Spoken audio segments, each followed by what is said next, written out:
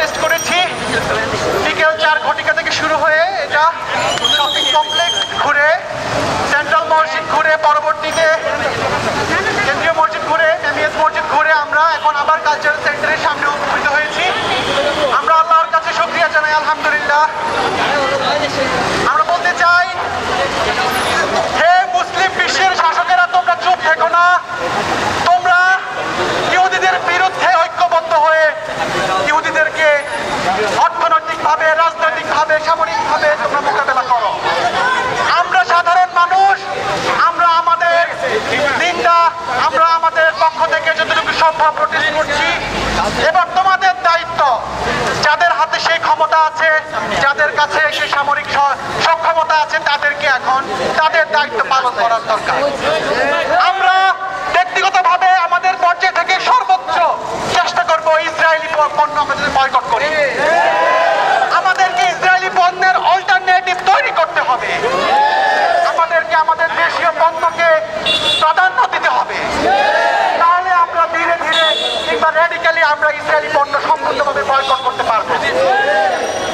তবে আমাদের মাথায় রাখা উচিত, আমেরিকা ইসরায়েলকে যেভাবে নগ্নভাবে সহায়তা করছে, আমরা যতই পণ্য বয়কট করি তারা তাদের যুদ্ধ থামাবে না। তাই আমাদেরকে মুসলিম বিশ্বের ঐক্য যাতে আমরা নিশ্চিত করতে পারি, সেজন্য আমরা যার যার অবস্থান থেকে আমরা তাদেরকে সেদিকে অগ্রসর হতে দাবি জানাই।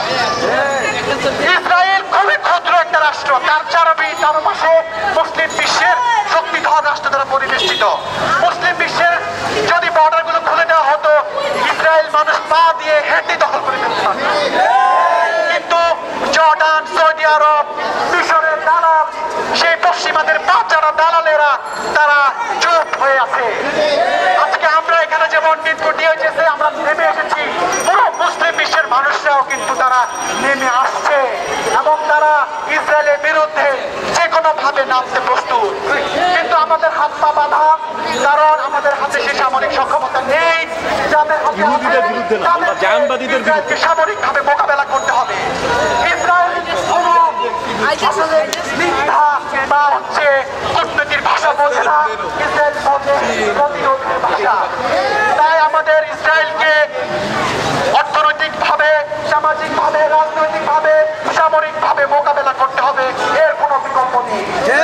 1948 সালে বেলফোর ডিক্লারেশনের মাধ্যমে যখন ইসরায়েল প্রতিষ্ঠিত হয়, এরপর থেকে এই পর্যন্ত জাতীয় সংঘ থেকে শুরু করে আরব লীগ, মুসলিম লীগ অনেক চিন্তা জানিয়েছে, কিন্তু কোনো চিন্তায় কাজ হয়নি।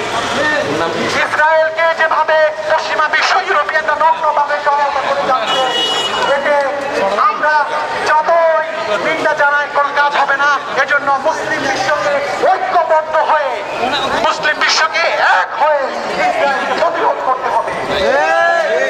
আমরা অবশেষে আবারও ব্যক্তিগতভাবে আমরা ইসরায়েল পণ্য সম্পূর্ণরূপে বয়কট করতে কি রাজি আছি? আমরা যতটুকু সম্ভব তাদেরকে অর্থনৈতিকভাবে বন্ধ করিব ইনশাআল্লাহ।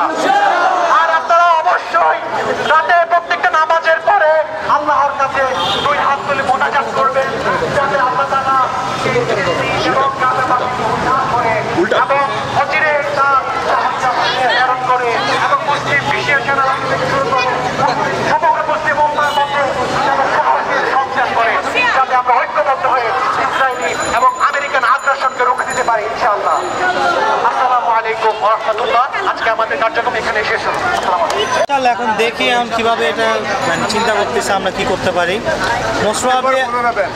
হ্যাঁ, আমাদের নেক্সট কার্যক্রম হবে এখন আমাদের যে আজকে পুরো ইন্টারন্যাশনালি সবাই প্রতিটা দেশ থেকে যে নিজেদের একটা পার্টিসিপেশন দেখিয়েছে, তো এটা নিয়ে যখন একটা আমরা ইন্টারন্যাশনাল চ্যানেলে দেখবো যে এটা ইম্প্যাক্টটা কি, ওই ইম্প্যাক্টটা অনুযায়ী আমাদের নেক্সট কোনো প্ল্যান হবে। আর আমরা ইনশাআল্লাহ কন্টিনিউ করার ট্রাই করতেছি যতটুকু পারি, because we are just giving a least amount of help to our below lovers in the Palestine. Let's speak in Bangla. Okay. So আমরা আমাদের জাস্ট একটা মিনিমাম লেভেলে একটা সাহায্য করতেছি আমাদের প্যালেস্টাইন ব্রাদারদের।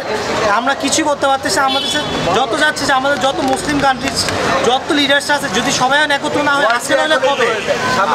আজকের মিছিলের আহ্বায়ককে সবাই আমাদের রেসিডেন্সিয়াল ফোরাম আছে, আমাদের সমস্ত রেসিডেন্টরা মিলে সবাই ডিসিশন ডিসিশন নিয়েছে যে আমরা এখানে ফিলিস্তিনের জন্য দাঁড়াবো, আমরা ইসরায়েলের আগ্রাসনের বিরুদ্ধে দাঁড়াবো। তো এটা আমাদের কোনো স্পেসিফিক আহ্বায়ক না, আমরা সকল রেসিডেন্টসরা মিলে আমরা আজকে এখানে একত্রিত হয়েছি। যেহেতু আমাদের একটা গ্রুপ আছে, এই গ্রুপের মাধ্যমে কয়েকজন পোস্ট দিয়েছে, অটোমেটিক সবাই ইয়ে করছে, এখান থেকে গিয়েছে। আমাদের যারা স্টুডেন্টস আছে, ছোটো ভাই ব্রাদার বা সবার দায়িত্বে আসছে এখানে। মানে এই আজকের এই যে মুভমেন্ট, এখানে আসলে মন থেকে আসা।